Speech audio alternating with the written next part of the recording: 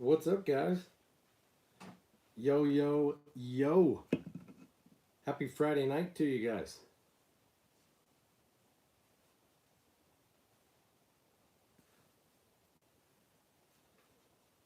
Hope you guys are doing well. It's been about 2 weeks since I've been on here, and that has everything to do with the fact that my wife was very, very pregnant, and she went into labor almost 2 weeks ago.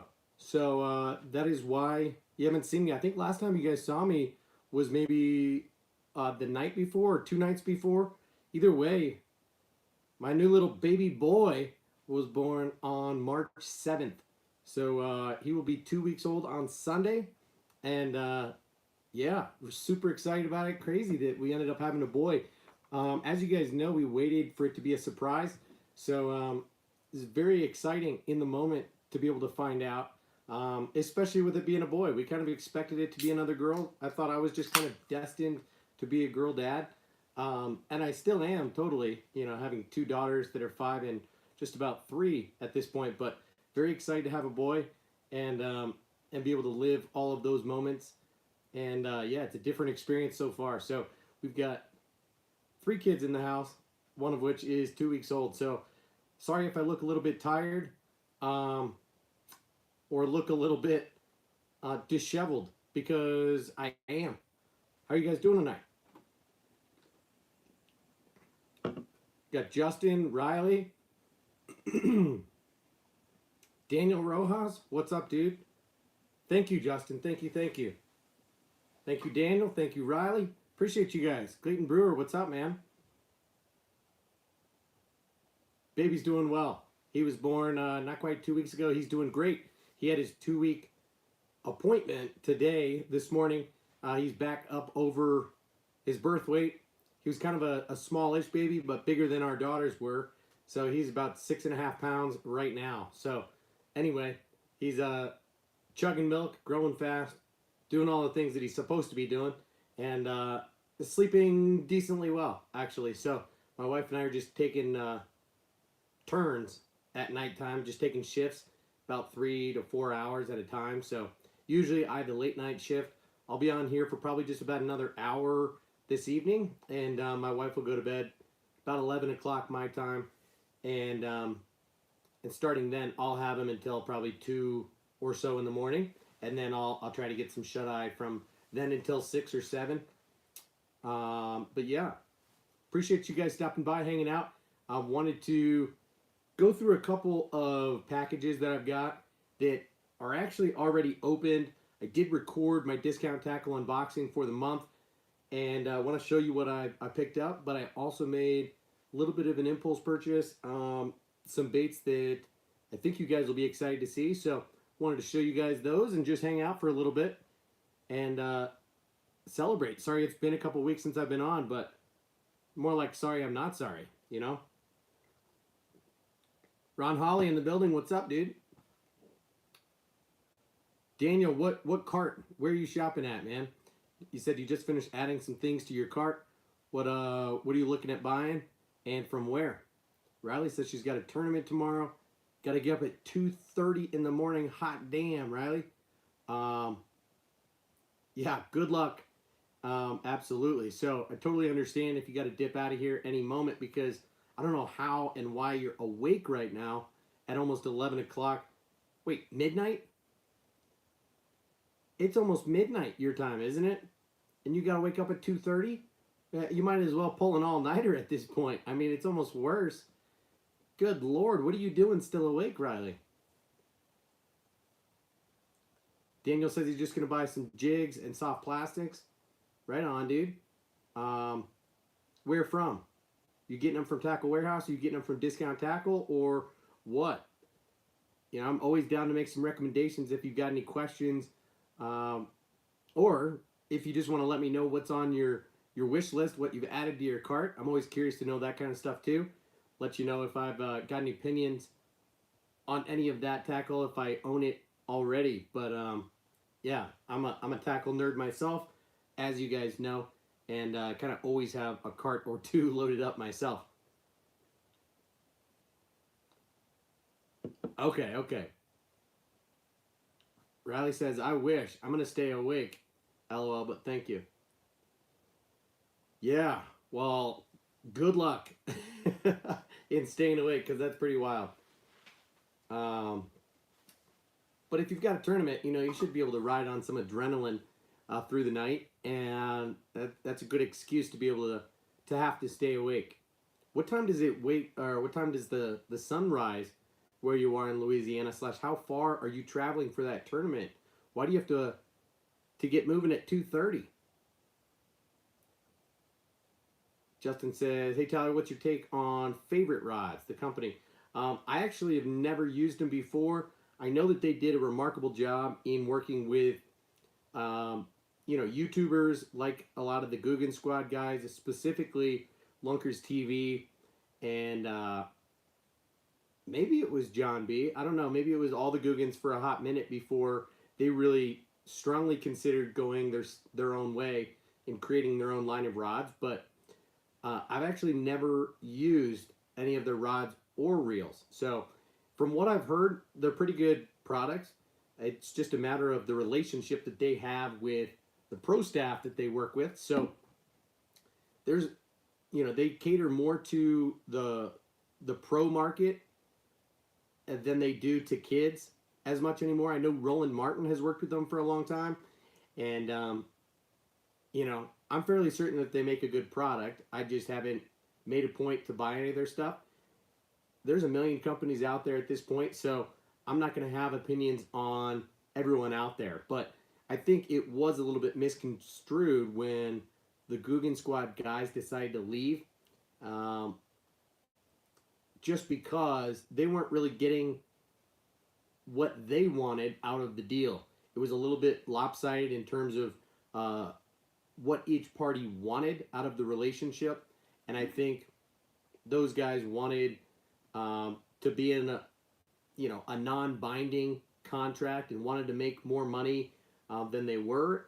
And Favorite, I think, probably just saw it as more of a marketing campaign to be able to work with guys on social media and sell more product.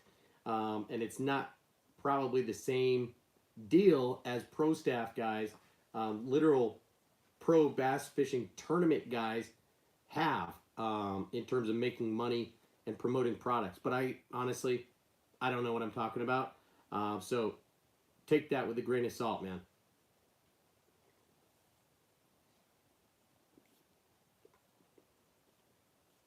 Fishing Freak, what's up, dude? You say, what do you know about the Weston Hypo Twists? Not a lot, but I am actually looking to get into Weston. Discount Tackle carries a decent amount of their products, not a lot, but Weston is really trying to expand here in the U.S. market, and they've reached out to me through social media, mostly on Instagram, wanting to know if I want to check out some of their stuff. So initially, they were just going to send me a care package with a bunch of their baits, and then for whatever reason, our communication just kind of dropped off, and then I reached back out to them, let them know that I was still interested, let them know kind of what stuff I was interested in checking out, especially the things that Discount Tackle already carries. And again, communication kind of dropped off, but they just reached back out to me the other day, said that they are going to hook me up with, I think, a voucher so that I can just hop online and pick up whatever I want. In however much money they're going to give me credit for, I'm not sure. But I will let you know. The Hypo Twist may or may not be one of those baits that I'm going to check out. If I'm not mistaken, is it a swim bait or is it like a Whopper Plopper style bait? That Hypo Twist name kind of messes me up. I know they've got the Hypo Tees and a few other Hypo whatever baits. Most of them are swim bait style profiles. So you tell me, man, what kind of bait is the Hypo Twist? Riley says, I just got back from a state powerlifting meet, so there's no time to sleep. Good Lord. Are you not going to be just totally exhausted, Riley? If you just had a powerlifting meet and then you're going to run on no sleep, that is pretty insane. Fishing Freak says I got 5 packs of the Kraken Cross. Are they any good? Yeah. Honestly, they're good. I wouldn't say that they're great. They're very comparable to the Strike King Rage Craw. Also, I can't even say that they're not great. They're really good baits. I think the Guggen baits have a nice scent to them. Um, they're very salt infused, so they're soft baits. They've got that Rage Tail flange, which is no longer the Rage Tail flange because they were able to just kind of get around the patent and make their own version, just copy it essentially. Initially, when they came out with the Bandito bug and the Kraken Craw, they licensed the Rage Tail patent to make those kickers, and so Kraken Bandito bugs are in that box. My Kraken Craws are way down at the bottom, so I'm not going to pull those out right now, but um, they've got a good aggressive kick to them. So really a good warm water bait, good Texas rig bait, good jig trailer. Although now they make that new rattle and chunk, which is a pretty cool deal, man. I've actually got one rigged up here.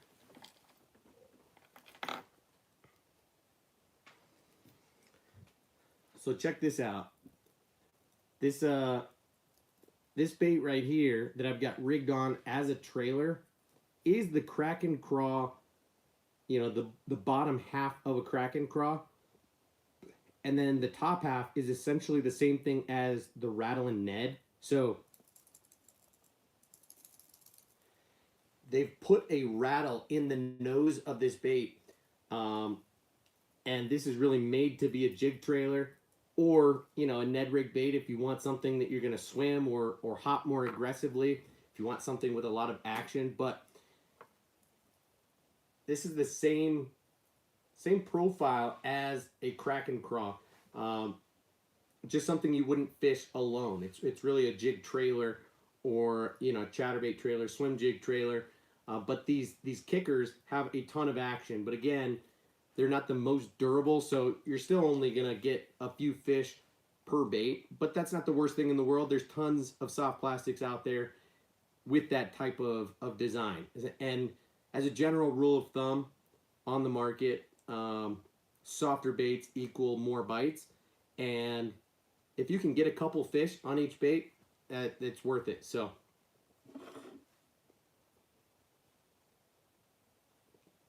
Fishing Freak, it is a hard prop bait. Though when you get one of those twists, it comes with a replacement paddle too. Oh, right. Okay, so I think it's one of those where the tail is not attached to the body. And to me, that looks a little bit like a weird design. You know, the new Guggen Baits Revolver is essentially a whopper plopper. It's more like the Bass Pro Shops double plopper or whatever they call it. But it's only got one prop instead of two that Bass Pro has, and it's right in the center of the bait instead of on the tail like the whopper plopper. But saw some of those videos of the footage the other day, and the sound that it puts out looks pretty good. But as far as the Weston Hypo Twist, I don't know very much about that, and I'm a little bit doubtful about what that action will be like, what that sound that it puts out will be like. But I haven't looked into it all that much. Just looking at the bait, I'm a little bit turned off by the design, and I could be totally wrong. So Justin says, I'm doing good too. Just wait until the end of April, which is when the lake opens, that have the juicy bass in them. Damn, end of April. That's pretty late, man. We had good weather here in Colorado, like leading up to a week ago, and I even was able to make it to one of my lakes with my daughters and find out that the water had thawed out. The ice had thawed, and we had open water. So I was super pumped about that. I was only able to convince them to fish for about 15 minutes or so before, you know, we were all twisting each other's line up, and I snagged my chatterbait and had lost it, and everyone was just getting frustrated. We really went there to go on a hike, but we were this close to true open water fishing in early March, which I was pumped about. And then last weekend, in fact, we had a massive snowstorm here. Got something in the ballpark of 18 inches of snow, like in less than 24 hours. So some bodies of water are back to frozen, but we've got warm weather yesterday, today, tomorrow, and the snow is melting quickly. So it'll be interesting to see how the rest of March plays out and when I'm able to really get out and catch my first fish of 2021.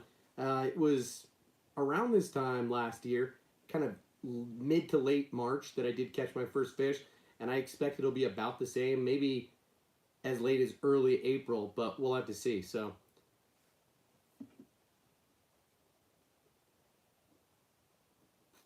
you're right, Justin. Mother Nature will do its work. Fishing Freak, what's your first name, man? I don't want to keep calling you Fishing Freak if I don't have to. So you got 4 packs of the Lunker Logs, 1 Trench Hog pack, and 5 Kraken Craws. Yeah, that's a good start, man. Although, if I were you, I probably would have gotten more Bandito bugs than Kraken Craws, just because they're a more versatile bait.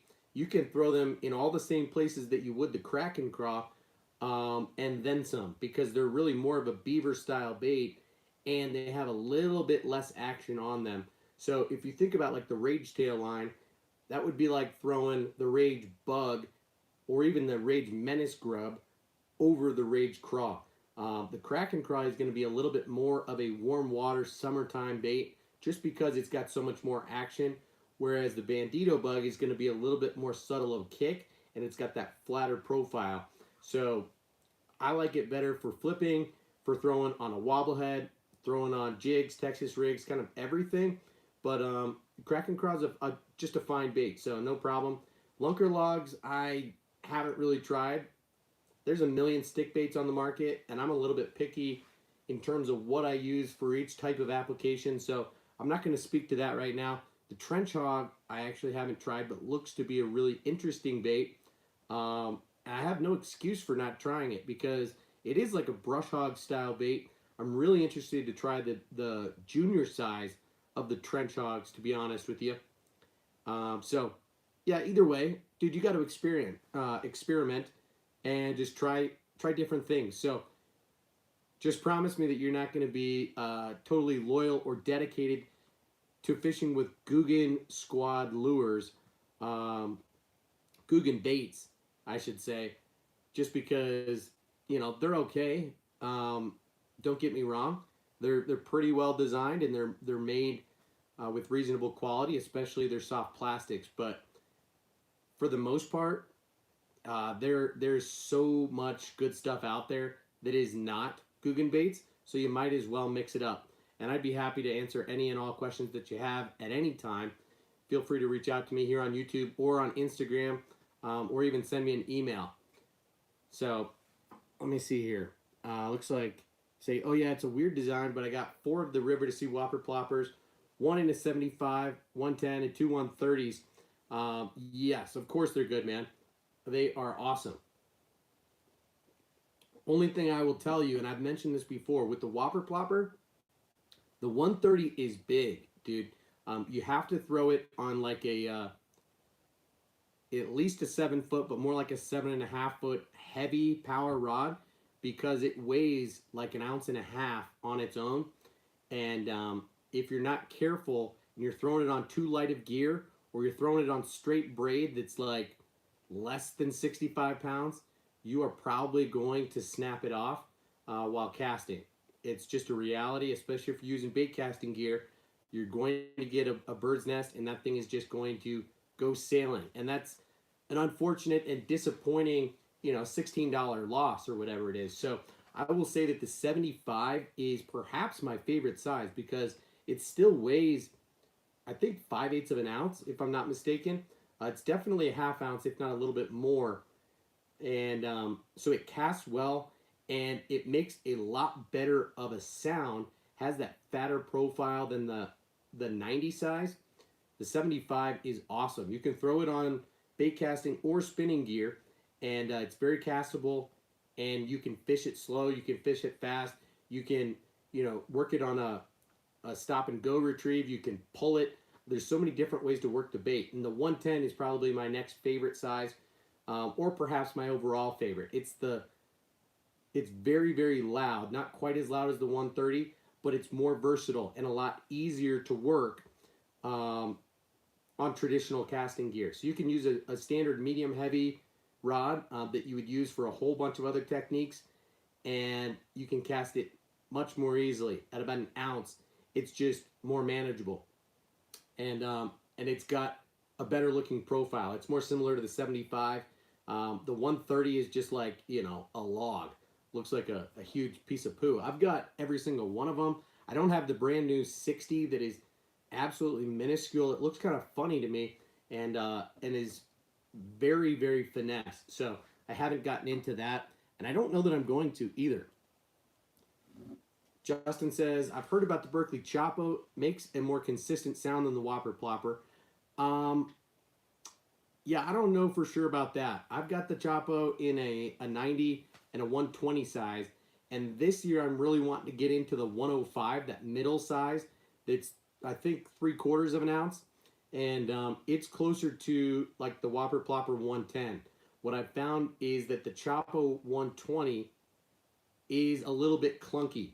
Again, like the Whopper Plopper 130, it's a little bit harder to cast, and yeah, it's loud for sure. Um, but I like the 90 size more than the 120 when it comes to those two with the Chapo. Um, I wouldn't say more consistent sound per se, and I don't know how important that is with the way that you're going to work the bait. It's not always a straight cast and retrieve bait because it's such a versatile topwater bait that you can work like a buzzbait if you want to, or you can stop it and then start it back up, or you can just kill it and just work it on a pull style retrieve, almost work it like you would a popper. Um, yeah, the Chapo is a good bait though, and significantly cheaper than the Whopper Plopper. You can get them discounted on discounttackle.com as well. So if you are looking into the Chapo, consider getting them at Discount Tackle because you can save a couple bucks and get them for like $8 a piece there, and it's pretty tough to beat when you can get two Chapos for the price of one Whopper Plopper. You'll probably see me picking up one or two of the Chapo 105s in the next couple months, assuming they're in stock. For whatever reason, that size tends to sell out more quickly on Discount Tackle, and I was very close to getting one in this month's package, but just opted out. There was a different topwater bait that I was really wanting to get, and so you'll see that in a few minutes, guys. Only downside to the Chapo that I will mention, Justin, is that it has that hard plastic tail, okay? I'm not going to pull them out right now, but the Whopper Plopper has a soft plastic. It's not really soft, but it's bendable. It's pliable. And so it is more forgiving. The Chapo is literally a hard molded plastic, and it will break. If you cast too close to rocks or on a piece of wood, if you make contact with anything, you are at a much higher risk of the Chapo cracking and actually breaking than with the Whopper Plopper. I will say that. Okay, keep that in mind. Ron says, has anyone fished the Death Shimmer spinnerbait? No, but I've actually been looking at those. Again, that's another one that I considered picking up from Discount Tackle because they recently just started carrying some 10,000 fish baits from Catchco. That definitely looks interesting to me because, you know, it's a spinnerbait with a swiveling, I don't even know how to say it, but it doesn't run true, right? It wobbles, and which is very unique for a spinnerbait. And I think that's a cool design, something that I will give a shot this year. I don't know whether it's going to be a game changer or a killer bait necessarily, but it's different enough to get my attention. Now, it is relatively expensive. I think they cost somewhere in the ballpark of $8 to $10. So that's where it would pay to be a members of, you know, Carl's Bait and Tackle over at Mystery Tackle Box, but I haven't ever seriously considered doing that, and I probably won't. So I'll pick those up at full price when I do. So Fishing Freak says his name is Rade. Really? Rade? Are you being for real, dude? It's not Raid, it's Rade? Right on, man.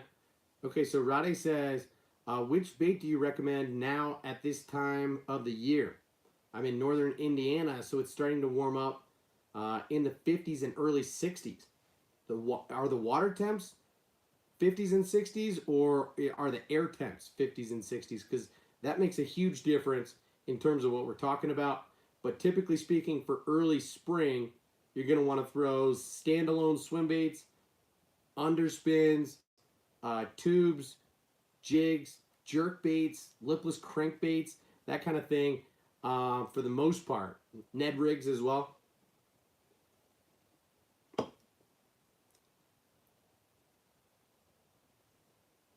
All right. Sorry I'm behind on the comments, guys. Riley said the sunrise is at 6:26, and we get on the water at 4:30. First cast is at 5, and the weigh-in is at 3. So it's a 11-hour tournament. It's in Louisiana, but we're launching in Texas. Interesting. Okay. Riley says Guggen's got good jigs, but to be honest, not a big fan of their soft plastics. Interesting. To each his or her own. Honestly, I like their soft plastics just fine. I think their jigs are pretty solid too, but their hard baits don't really intrigue me all that much. Rade says, thanks for all the tips, man. Riley Guggen's got nice swim jigs. Yep. All right. Our Strike King heavy weed / grass jigs good. Yeah. You just got to pay attention to, and you can usually see in the package what you're getting, but Strike King makes a good product up and down. If you're talking about the Hack Attack swim jigs, yeah, those are legit. They really do a good job of making technique specific stuff. So I like their tour grade swim jigs, which are actually pretty light wire. And I like their tour grade football jigs and their finesse football jigs. All their tour grade stuff comes with Gamakatsu hooks on them. And I'm a big fan of that.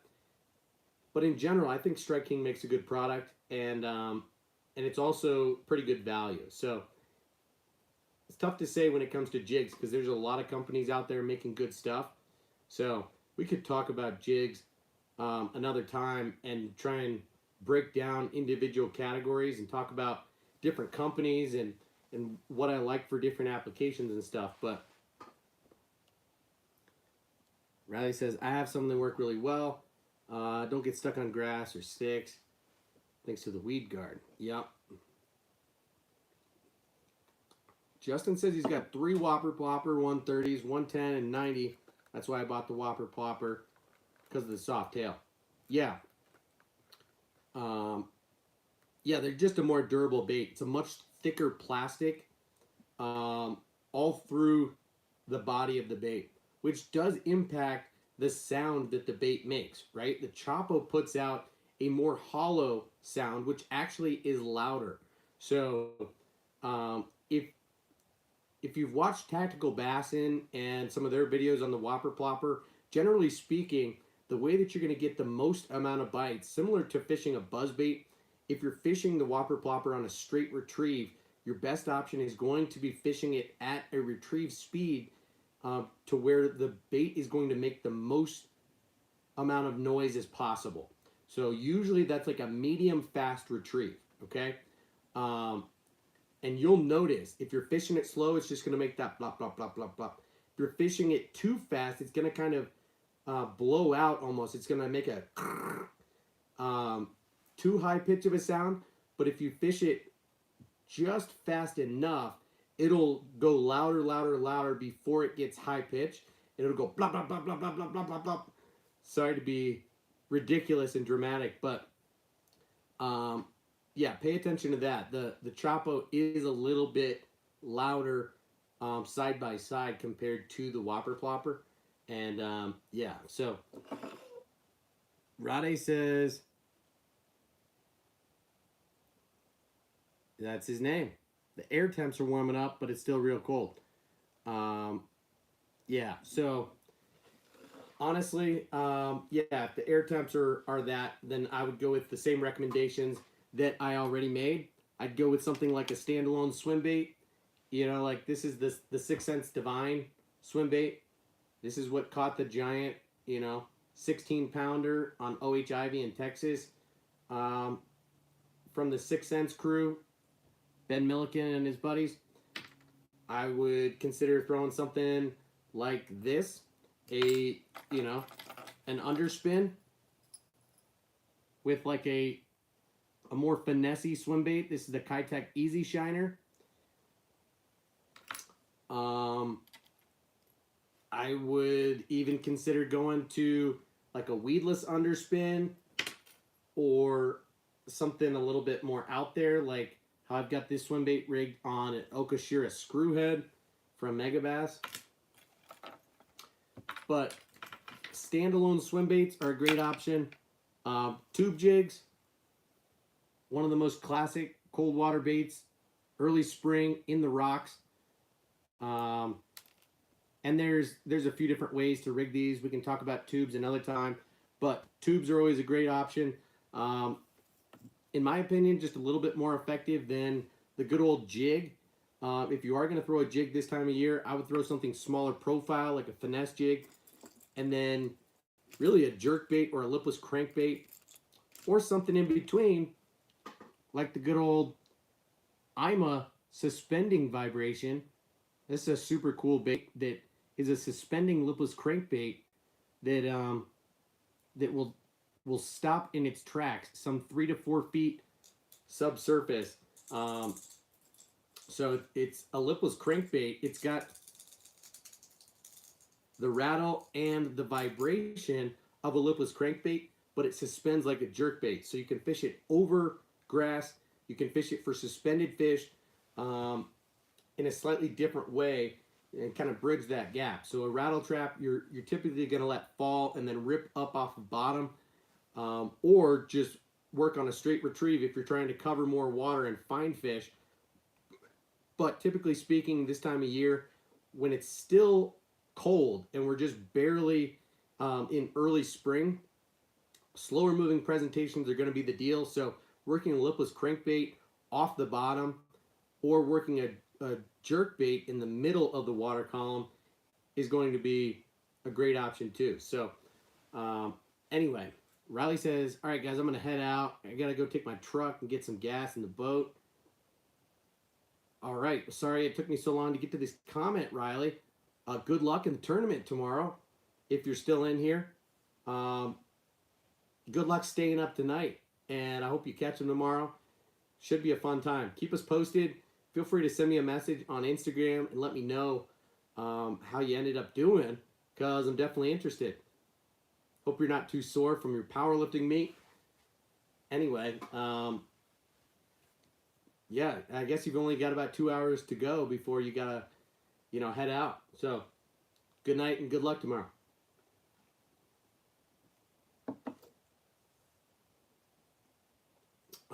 Rade, Riley is a chick. So you say catch him, brother. Yeah, you could call her sister.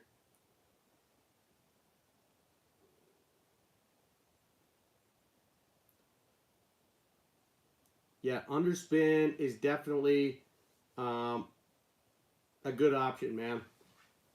And I've got a couple little tricks for underspins.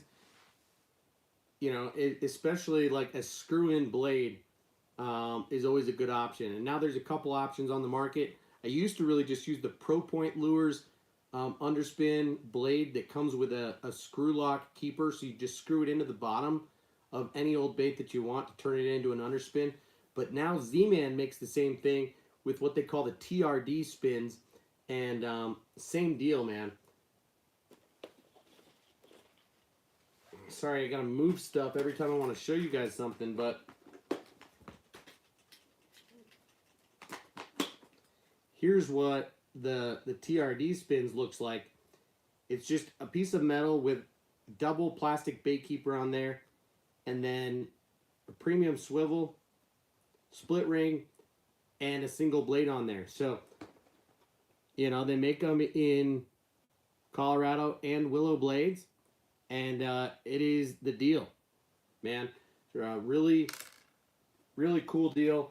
that they've started producing, and now there's a number of companies that do it too. So it used to really be Pro Point Lures that were kind of one of the few companies actually doing that and selling them and making good ones. But now Z-Man with those TRD spins, they're pretty sweet. William, what's up, man? Appreciate it. Yeah, man. I got a baby boy now. His name is Wills. By the way, we named my baby after my dad's dad, who passed some 4 years ago. And yeah, couldn't be more proud to represent the family and name him after my grandfather, who really was the patriarch of our family. My dad, his two sisters, live here in Colorado. I grew up with all of my cousins. Each of our families had 3 kids, and we had a busy, active family, and my grandpa was really at the center of it until he passed a few years ago in his early 80s. And we told him on his deathbed that, you know, we were pregnant with our last kid, who ended up being a daughter. She's now about to turn 3. And we told him at the time that if it was a boy, we were going to name him Wills. Turned out to be a girl. Her name is Sadie. And so we were secretly kind of hoping this one would be a boy. Chose not to figure out the sex of the baby until it came. And it turned out to be a boy. And yeah, couldn't be more proud to name him Wills after my grandpa. So anyway.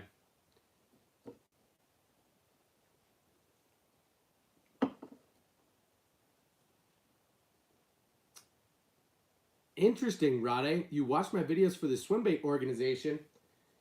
You mean the way that I cut swim baits up and put them in my box?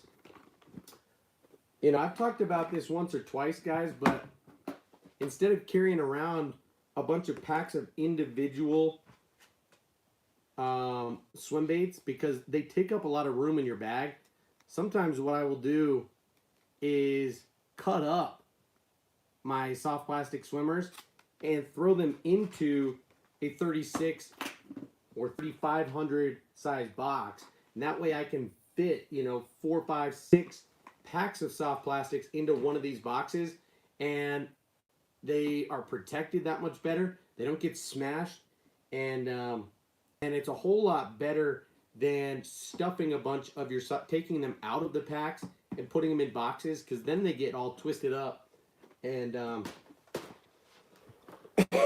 and that's not the deal. So appreciate you watching though, man. I think I missed a comment from Riot, or from our boy Ron.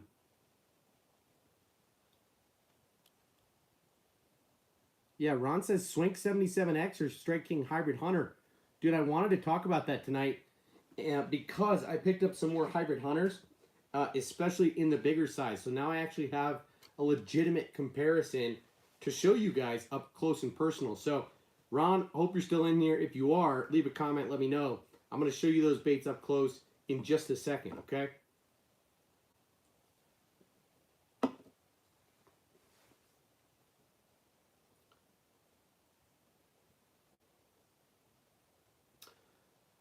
Rade, you don't need to worry about soft plastic swim baits melting boxes. That doesn't happen.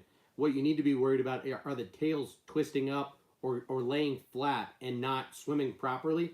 Then you have to boil the tails in order to get them straight again, and that's super annoying. So I wouldn't worry about that. When it comes to stretchy baits made from Elastec, Duratec, any of these you know, very durable materials, like you just mentioned, the Sakoshi bug, that is one that you definitely should not take out of the package and throw into a box, okay?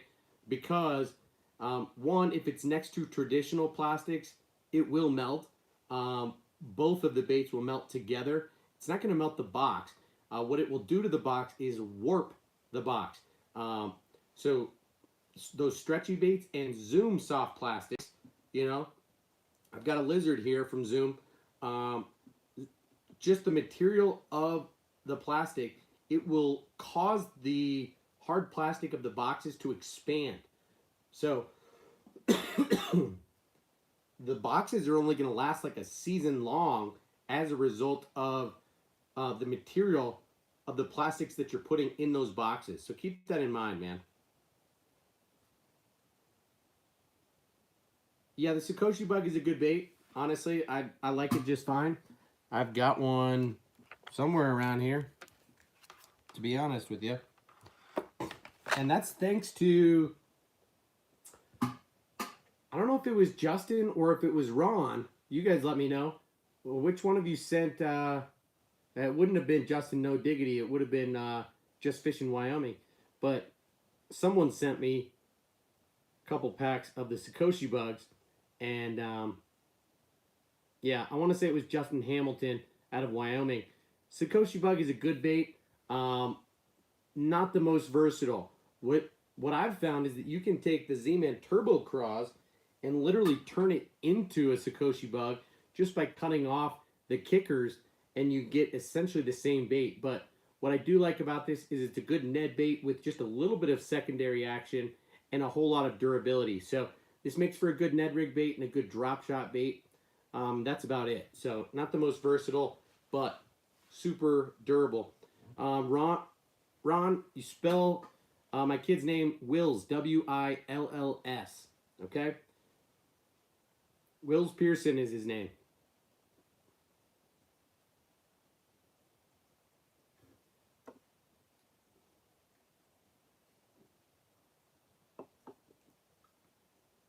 Thank you very much, William. I appreciate the prayers. And I will definitely tell her congratulations. So, yeah, my wife said she doesn't know any of you guys, but she did say to say hello to all of you tonight. So, anyway, hi from my wife. Sometime when I stream soon, I'll try to have pictures on like an iPad or another phone that I can show you guys of my kids, my wife perhaps, just so you guys have a little bit better of an idea. Because I've never shown them on camera, anything like that. And I don't know if I plan to do so other than maybe taking my daughters fishing in the next month or 2 months when we go out fishing for trout. So we will do that this spring and catch and keep a couple in order to cook them up. So looks like Justin's heading out of here. He says, y'all be safe. Congrats again with the baby. Appreciate you, Justin. Good night to you as well. Thank you, man. Looks like William's dipping out too, man. Ron, I'm going to answer your question right now, dude.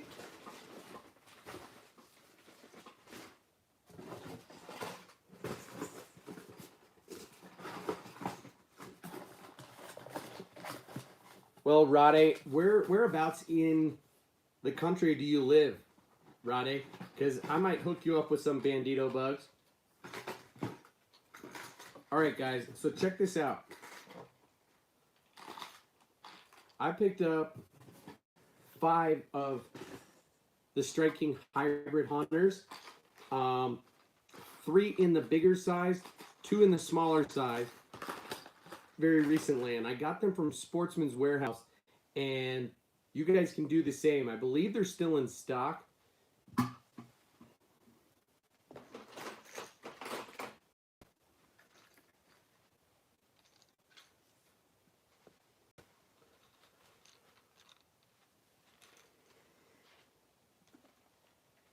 Sorry, the video on my computer just tripped out. And I guess it's my computer, not my live stream. So sorry about that, guys. Roddy says he's in northern Indiana. Oh, you already said that, man. I'm sorry. All right. Well, send me a message either here on YouTube or on Instagram, and let's have a little chat back and forth. And I might send you a little care package, okay, including some Bandito bugs. I don't know that they'll be in the original packaging or not, but I can definitely help you out in checking them out. So I know I don't need to. But either way, hit me up, man. So you guys probably saw in one of my previous videos, I recently purchased these 2 of the Hybrid Hunters. These are the Hybrid Hunter Juniors. And I got one in the green gizzard shad color, one in the chartreuse perch color. Really like these baits because they have a smaller profile than, say, these 6 cent swank. However, I was a little bit surprised at just how different they were size-wise. So I noticed that Sportsman's Warehouse had a big sale going on for the springtime. They still do. And if I were you guys, I would check them out, Ron. And they're cheaper than anywhere you can find them, and they're easier to find than anywhere else right now. So they're like $6.30 a pop right now. I decided to pick up 2 more in the smaller size. This is the Blue Craw and the Bully color patterns. Super cool. And then I picked up 3 of the larger size. And so I'm going to have the larger and smaller of these 3 color patterns. I've got the Blue Craw up top. I've got the Chartreuse Perch in the middle. And I've got that Bully in the middle. Okay? Anyway, I got that one upside down. I was looking at it earlier today. And I will just go ahead and take it out right now and show you guys the subtle differences between it and that swank. Okay? So, to my knowledge, these are the only 2 L-shaped lips on the market, L-bill crankbaits on the market that are really like this. Now, Rapala makes, you know, some shallow divers that it's not a totally new concept. However, this giant, loud grass fishing bait is different, okay? And this bait is made for fishing in grass. And it was really Todd Castledine who's responsible for bringing it to both of these companies, because it used to be a bait made by Strike Pro, okay? And it was called the Bubba before the bait got discontinued. And here's what it looked like. The Hybrid Hunter is as close to the Bubba as it gets, at least in terms of aesthetics. And at least my understanding, and I've exchanged some direct messages with Todd Castledine himself on Instagram. And he told me that when he was with 6th Sense and helped to design the Swank 77, that he had some specifications for how he wanted the bait to be designed. And for the most part, they went with it. But there were a couple of tweaks that they insisted on that he was not, well, it's not that he wasn't down with it, but it wasn't exactly what he wanted or what the Bubba used to be. So let me show you that these baits side by side are very, very similar in profile, in size. They're both fat and relatively big. They're 3 inches long. The Hybrid Hunter is just a little bit longer. Not by much, though, okay? The bill shape is eerily similar. I would say it's a little bit less steep on the Hybrid Hunter, but you're going to get a very similar action out of these 2 baits. The Hybrid Hunter is just a tad bit of a more flat-sided lure, okay? As you can see, the body of the Swank is just a little fatter. But in general, what that L-shaped bill does is allows the bait to dig at a more horizontal angle in the water, okay?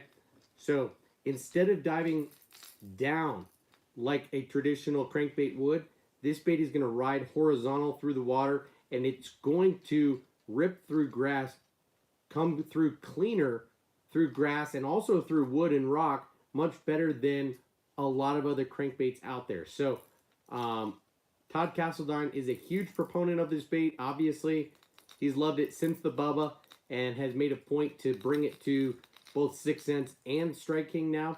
But listen to the main differences in sound profile. So the Swank is obviously very loud, but it has these rattles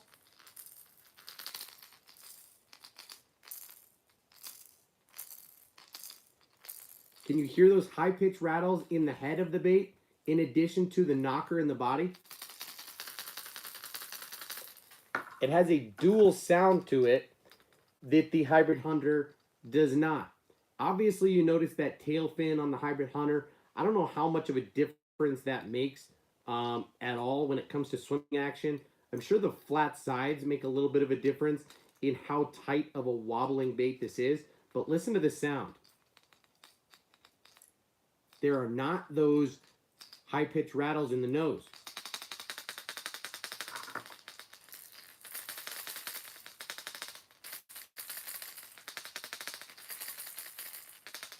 So you do get a very different sound.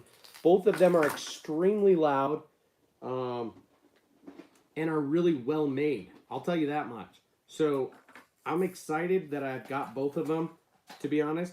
This is like the Jabberjaw versus the Axis. I'm glad to have them, both of them. But I think they're going to excel in slightly different situations. It's tough to tell what those situations will be for the Hybrid Hunter versus the Swank at this point in time. However, the main difference is that the Hybrid Hunter comes in a junior size. So instead of this larger 3-inch and 5/6 of an ounce, this giant bait, the Hybrid Hunter Junior comes in at just like a standard crankbait size. I want to say this guy's like a 2.5-inch and a 1/2 of an ounce. It's much smaller, okay? If you look at them side by side, you'll see that the Hybrid Hunter Junior is like a standard crankbait, not an oversized crankbait, but it's going to have the same action, just dive a little bit shallower. So the Junior dives 2 to 4 feet, and the big guy dives right in that 3 to 5 foot range. And so I'll say the Swank 77 only comes in that 77X size, whereas the Hybrid Hunter now comes in the 2 sizes straight out of the gate. So I'm excited about that. But for the most part, I see them as a grass fishing bait. They could be more versatile than that. But one thing that I have noticed is that they have a pretty consistent, not too wide wobbling of an action to them. Whereas the other baits that I have in this box of 6 cents lures of the same size are the Movement 80X, which has a very erratic wide wobble to it, and the Axis, like I just finished talking about, which has that swiveling, that free swinging blade, and has a very weird swim to it. It goes probably 3 to 6 inches off of center, and it almost rolls completely over as it swims.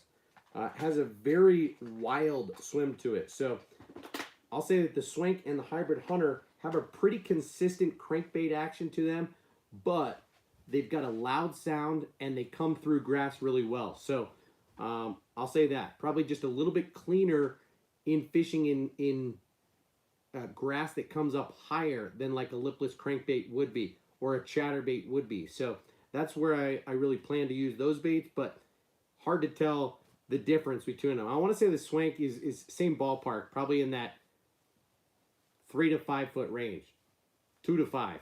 Don't quote me on it though. I mean, you'd need to look that up. I don't know for sure, and I don't have the packaging on me at the moment. So yeah, I haven't picked any of them up as of late. So I'm just looking on the floor. I've got some old packages of 6 cents lures. So yes, it has an L-shaped lip.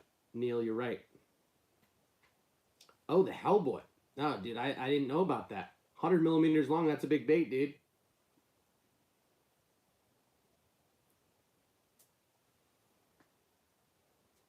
Hey, Rade, no problem, man. Again, hit me up separate from the stream, and we'll keep the conversation going. You say, how do you like or how familiar are you with the 6 cents Ned Fry? Love it, dude. I'm a big fan of it, okay? And I am familiar with it. Here I've got it rigged on a Nico rig, but I think it has a lot of applications to it because this bait is 4.6 inches long straight out of the pack.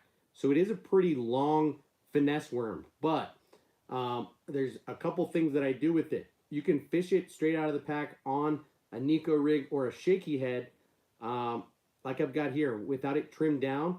Or what I do with a lot of them is cut it straight in half and fish it like a traditional Ned rig.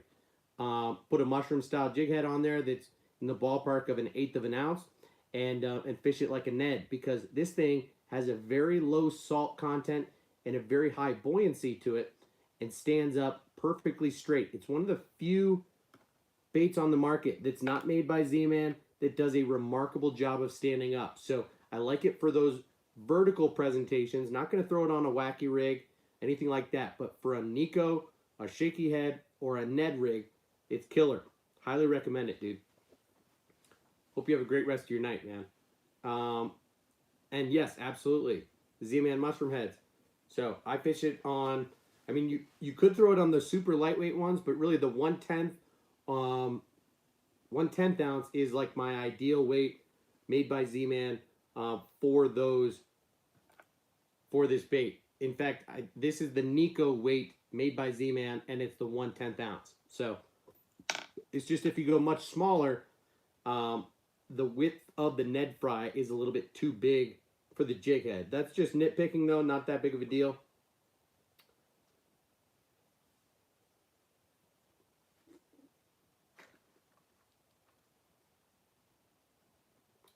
And no problem, man.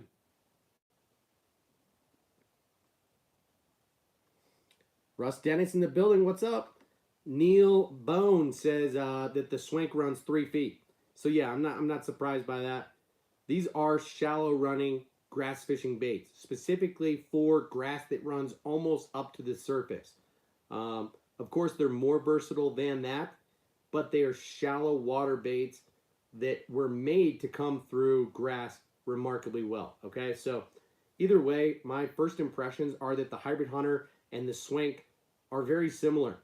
Whereas when you look at like the Axis versus the Jabberjaw, there's some significant differences between those two baits.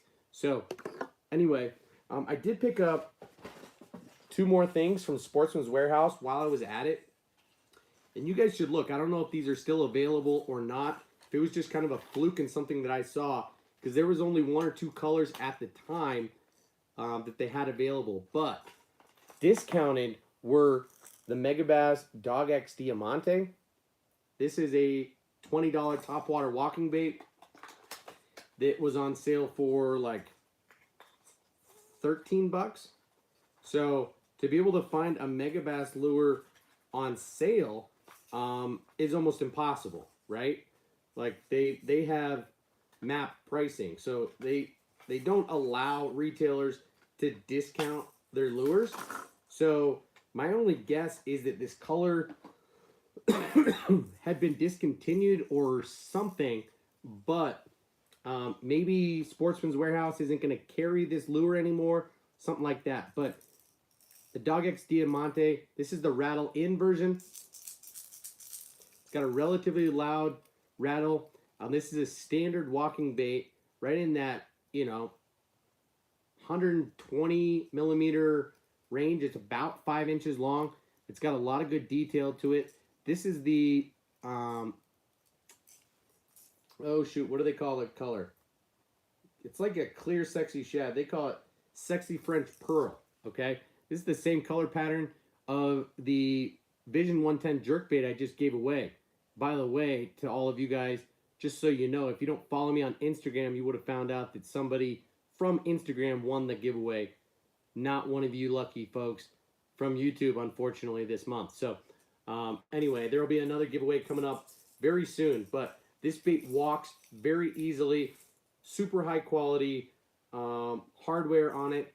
Is it worth 20 bucks? Hard to say, because that is a very hefty price point for a topwater walking bait, but it's high quality nonetheless. And when I saw it for 13 bucks, I kind of had to pull the trigger. And likewise is the Lobina Lures Rio Rico topwater popper. Okay, this is like the most expensive popper on the market. I finally went out of my way to pick up a couple of these from Tackle Warehouse. over the Black Friday sale this past year, and am very excited to put them to work this upcoming season. But likewise, these things retail for like $23 or so. Don't quote me on that. And they were on sale for like 16. So I picked one of these up. This color was supposed to be called Absolute, but if I'm not mistaken, this is like the clear ice color, where it's pretty much all clear, and there's a little bit of hologram, flash or shine to it. So I think they gave me the wrong color, but what's unique about the Rico is it's extremely loud. It's got 3 rattle chambers and makes a racket.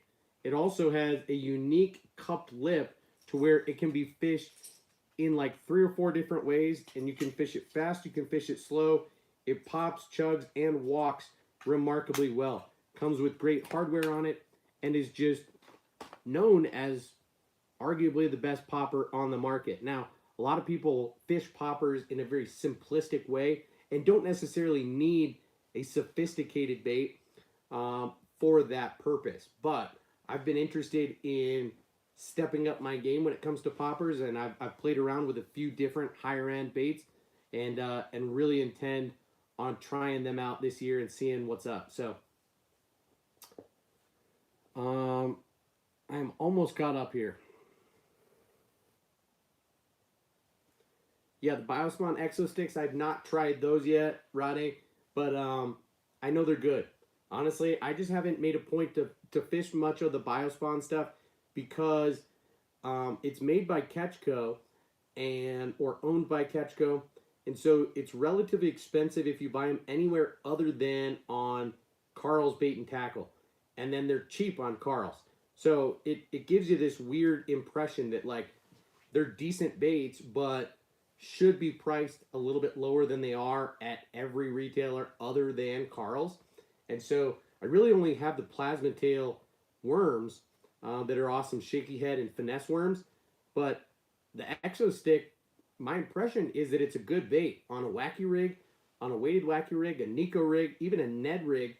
Because of those ribs, you can really customize it however you want. So, yeah, looks like a cool bait, but I just haven't fished it. So, guys, I think I'm going to dip out of here because we're coming up on 11 o'clock right now.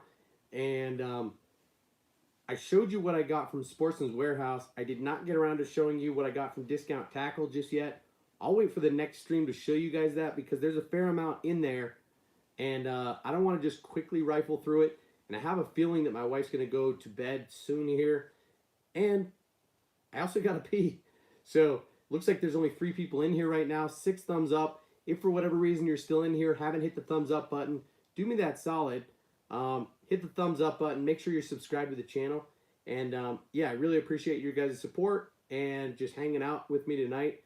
It's been a while since I've been on, so wanted to just hang out for a little bit. So I'm going to dip out of here, but thank you so much for your time and your support. I'll see you guys in the next one. Cheers.